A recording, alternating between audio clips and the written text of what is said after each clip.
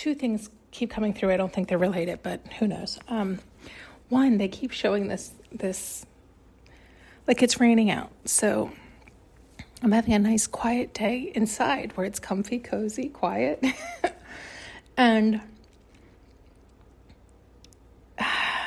like I just recorded one where it's like, I don't mind being out in the rain. I love the rain, but I'm not going out in it intentionally. Like, I don't know how to say what they keep showing. It's like, and I keep wanting to say nursery. It's kind of like kindergarten or something is what it feels like. I really don't know how to describe what they keep showing and feeling. It's, what is it? It's like I used to joke, like people would be like, oh, you didn't go out yesterday. And I was like, no, well, it was raining. And they're like, yeah, but, and I'm like, it's like I'm sugar, I'll melt. It's like, I don't even know. It's not anything. It's like, why would I? Everything gets dirty and messy and splashy. And it's like, unless I'm like with somebody or there's like, if I have an appointment or if I have something to do, I'll do it. But most of the time I do not have some scheduled anything. So if it's raining, I enjoy the day inside. This is why I said, I think I recorded it recently where it's like it sometimes makes me wonder like, oh, did the universe say, no, today's an inside day? Like, no, sit down. Today you will stay inside, which is also funny because I spend most of my days, it's not like I am very much a homebody. And so there's that. And it was something about nursery. It did feel like I was in kindergarten or something. It did feel like that. I'm not sure how else to describe that. It really felt, I guess maybe because kindergarten or nursery school feels so homely or so peaceful or so pleasant. It's just how it felt. It felt like Mr. Rogers, right? It was like I was inside or something. And it was like, oh, it's raining outside, so we'll just stay inside today. I don't know how else. So again, I don't know if there's some form of message there. I feel like there is, and I'm missing it. But it's like, oh, it's peaceful, it's calm. It's like, and I very much enjoy the sound of the rain on the outside. It's a very pleasant, lovely day indoors. Anyway, I know that's, as soon as I said that, I just realized I just heard all of the analogies and correlations. Okay, so the other thing that's been coming through, which I guess maybe has something to do with this, I was just going to say it's all jacked up. It's like, I guess it's the opposite. Yes, somebody who's like in chaos. It's like they're, oh, help me get this out, running from person to person, right? It's these men, that they juggle many a women. And ironically, they juggle many a women because they have, I was going to say no kahunas. They're not men yet, right? Like they have low self-esteem, right? They're the pretty boys, the ones we call players. It's ironic because we think of them as a catch or something because they're good looking and they're using their charm. But the truth is, they're not real men. Their balls haven't dropped, right? There was something they said yesterday. I know it had something to do with this because it was very crude like that. It had me cracking up. If they say it again while I'm saying this, I'll let you know. Oh, that's what it was. It was like, why do they even have a swinging dick if they don't even know how to use it? Right? These are not real men. They shouldn't be allowed to have that. They have not earned that, right? They don't know how to use them. Can we please, sorry, I have some characters with me. Anyway, so they were showing these type of men who they're running from woman to woman to woman. But think of it that way too. They're running from woman to woman to woman because they're scaredy cats. They don't have real kahunas. Real men stay. Real men fight for what they want.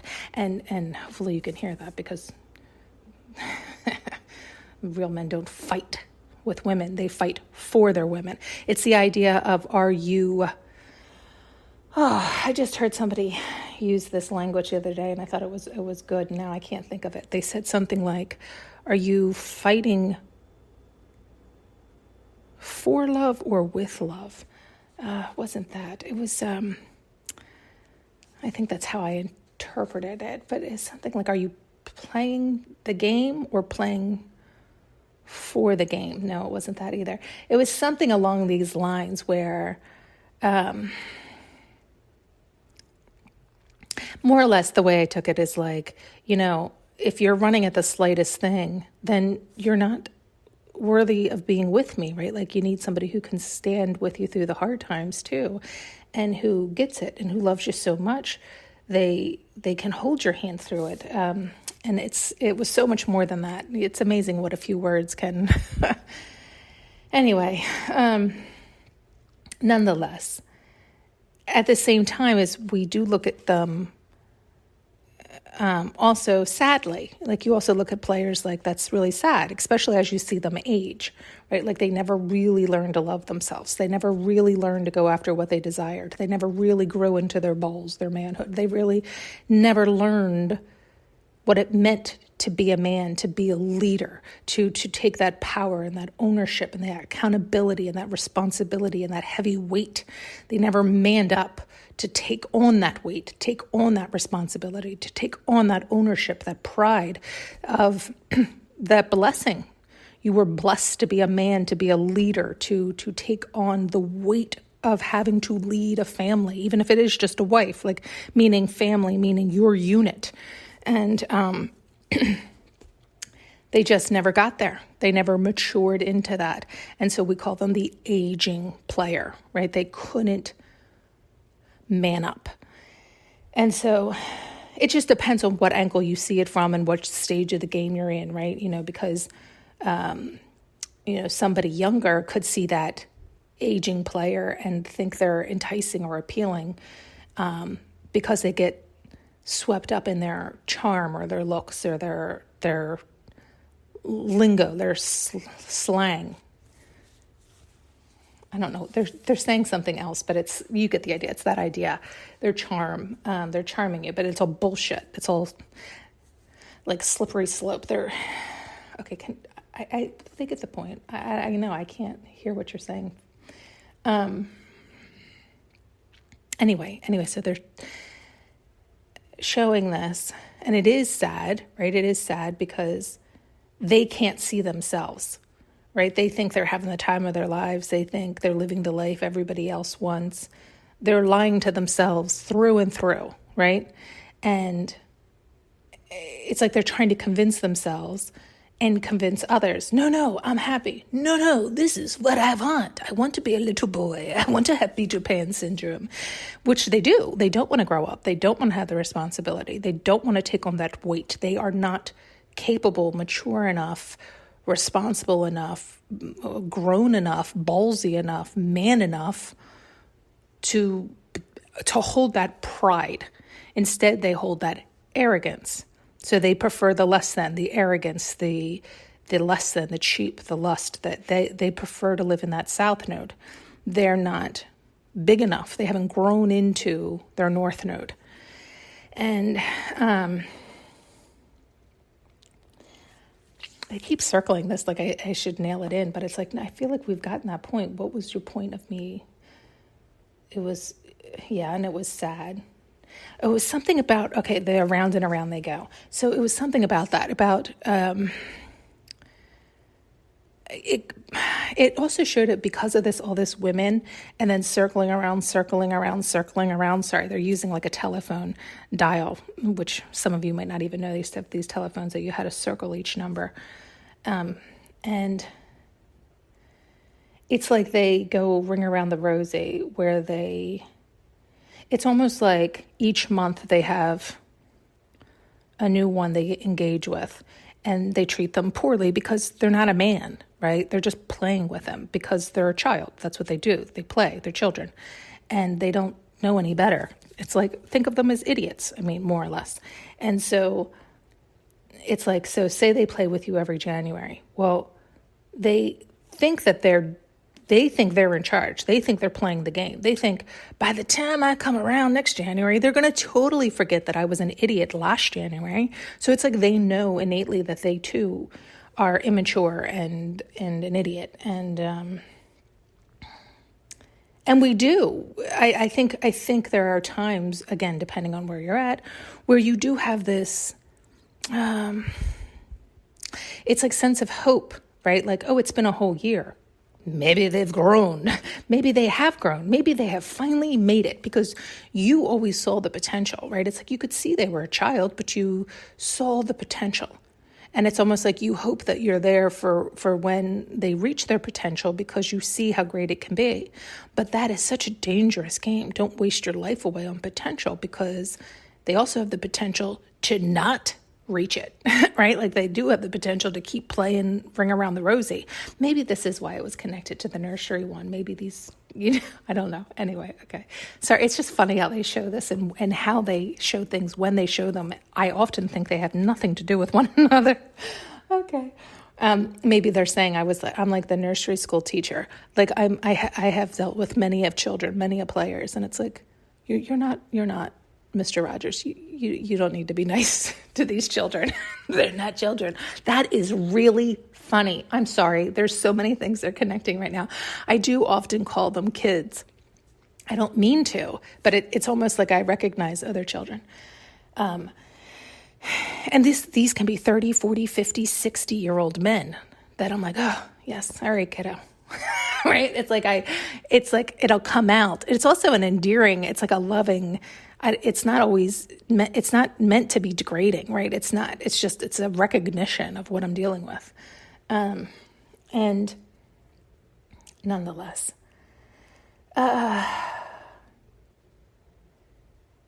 because you do, some of them you really love. That's terrible though. That's what ends up being so terrible. If you fall for one of these players, because it's something right here they want me to get to. And it was something they kept showing me too, but I couldn't figure out what it was or how to verbalize it. It's like they hope you do fall into that trap.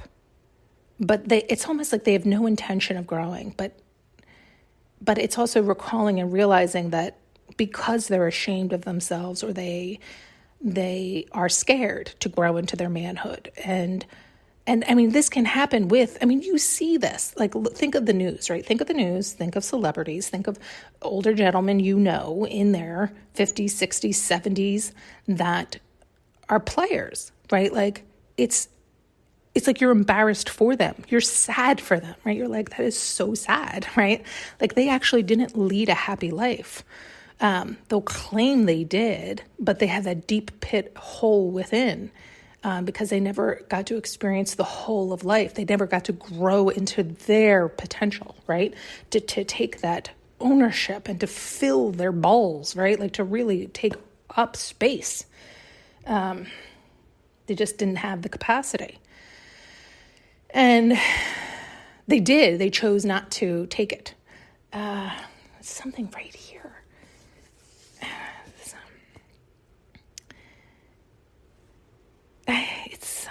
It's something about that. It's about coming around, but it's always the same. There's never a change. It's never a change. Okay, it's something about that, and how, like, sometimes they will, it's like we're all changing. It's whether you're evolving or devolving, right? You're growing or you're dying. And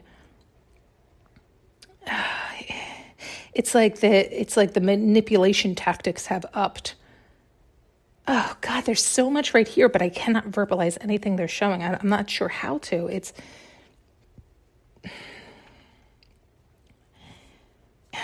is it? It's like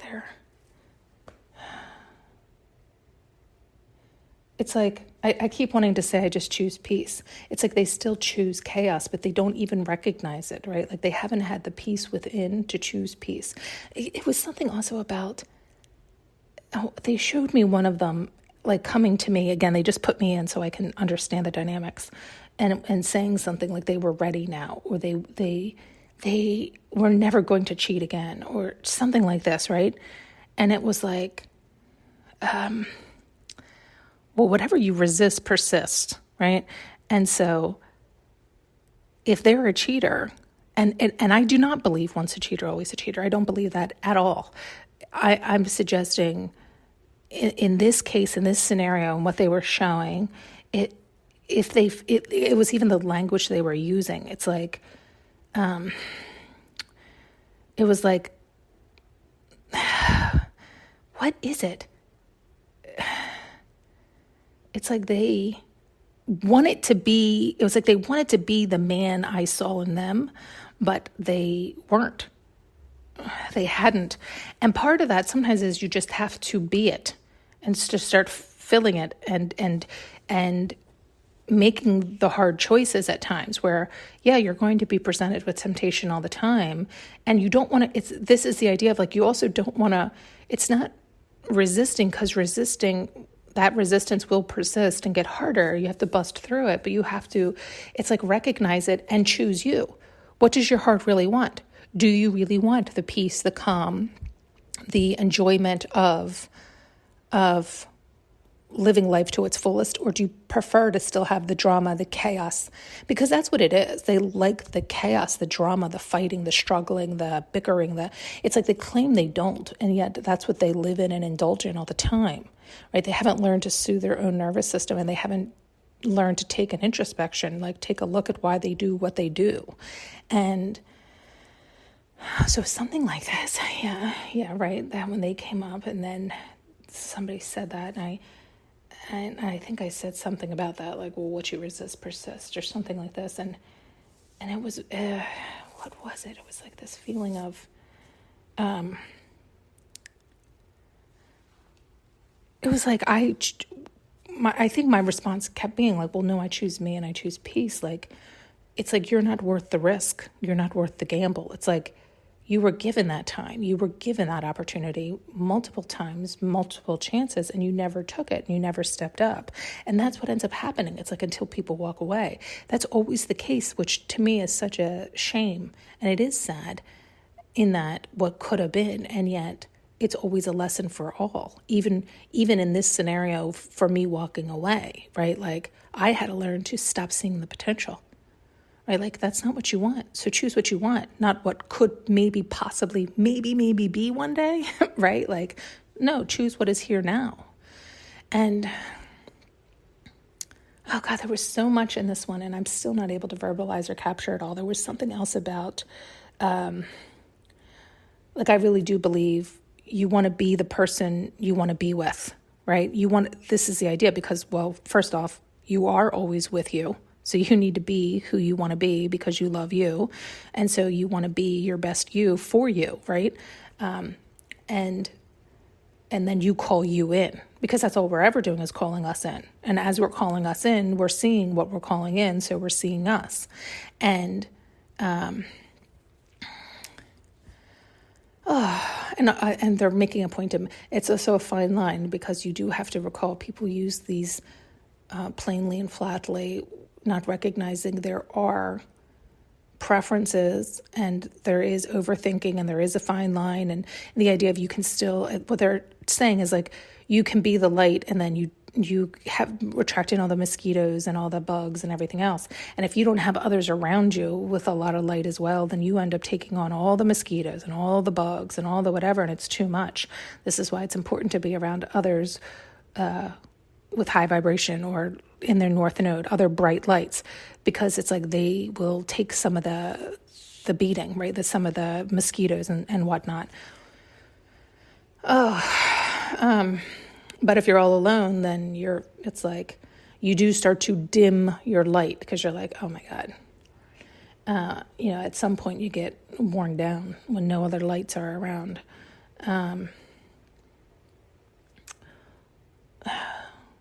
There's still more here, and I can't seem to find it, or what they're, maybe that's it. It's like your light can get snuffed out. Or you intentionally dim your light until more lights come around. But again, I feel like all that's dangerous business. Pros and cons in any which way. Anyway, bottom line is, choose you, choose your peace, and know what you want. Just stand just stand in that, and then you'll get that, is the simplest answer. But I understand it's not always so simple. Oh, I think that's what they're trying to get me to say. So it's so they're using that same analogy. It's that same idea. It's like, yeah, of course, keep your light bright all the time. And you could go through season after season of locusts coming and bugs and mosquitoes and everything else. And at some point, it's easy to be like, oh, just stay bright. It's like, you fucking stay bright. I'm exhausted. I'm exhausted with all these fucking mosquitoes and gnats and bugs. And so, yes, you have to be who you want to be and continue to stand there until that matching light comes along, that you pull it in, you attract it in, you attract in the right. But sometimes they have to get through all those dense mosquitoes themselves to work their way to you. I'm speaking that way, by the way, from a feminine moon. We draw in, we attract, versus the masculine who's to go, proactive, to give.